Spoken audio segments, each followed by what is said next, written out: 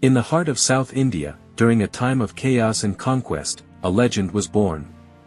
His name would echo through the corridors of time. A warrior, a king, and a visionary. This is the story of how Tipu Sultan became the Tiger of Mysore.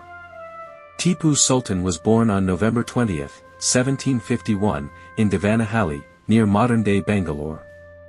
He was the eldest son of Sultan Hyder Ali, a brilliant military commander who rose from humble beginnings to become the ruler of Mysore. From a young age, Tipu was immersed in the art of war, strategy, and statecraft. His education was rigorous. Along with Islamic studies, he mastered languages like Persian, Arabic, Kannada, and French. But it was on the battlefield that he truly came alive. At the age of 15, Tipu accompanied his father into battle against the British East India Company. Even as a teenager, he showed remarkable bravery and tactical brilliance. Hyder Ali recognized his son's potential early and groomed him not just as a prince, but as a warrior destined to defend his kingdom. The 18th century was a time of imperial greed. The British, the French, the Marathas, and the Nizam of Hyderabad all vied for control of India. Mysore, under Hyder Ali and later Tipu, stood as a formidable barrier against foreign domination. In 1782, Hyder Ali died suddenly during the Second Anglo-Mysore War. The mantle of leadership fell upon Tipu Sultan, who was just 31 years old. The young Sultan swore an oath to continue his father's struggle and to protect Mysore's sovereignty at all costs. Tipu Sultan was not just a warrior, he was a revolutionary thinker.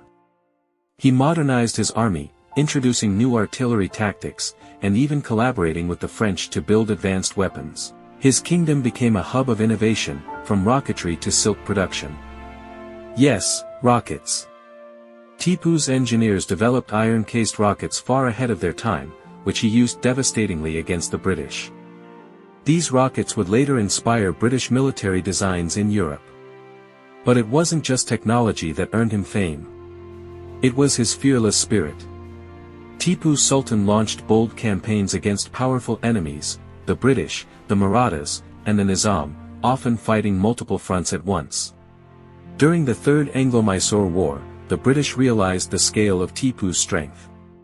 It took the combined forces of the British, Marathas, and Hyderabad to corner Mysore.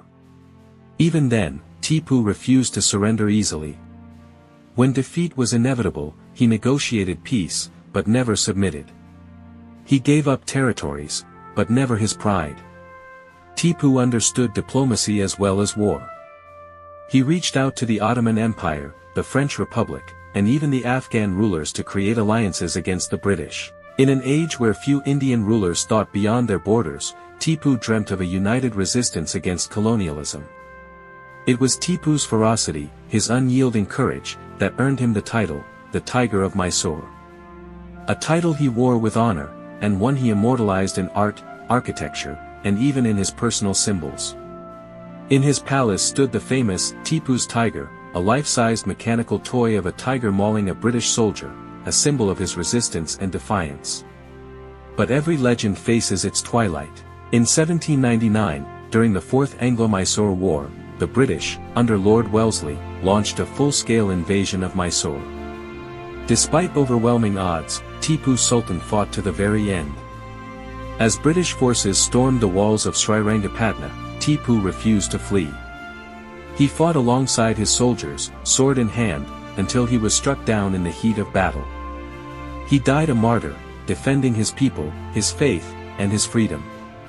The news of his death sent shockwaves across India and beyond. For the British, it was the end of a fierce enemy. For Indians, it was the fall of a lion, a warrior who dared to defy an empire. Today, Tipu Sultan's legacy lives on. He is remembered as one of India's first freedom fighters, a king who dreamed of an independent land, free from foreign rule. Tipu Sultan's life reminds us that true greatness lies not in how long we rule, but in how fiercely we fight for what is right. He lived as a warrior, died as a martyr, and earned a name that history will never forget, the Tiger of Mysore.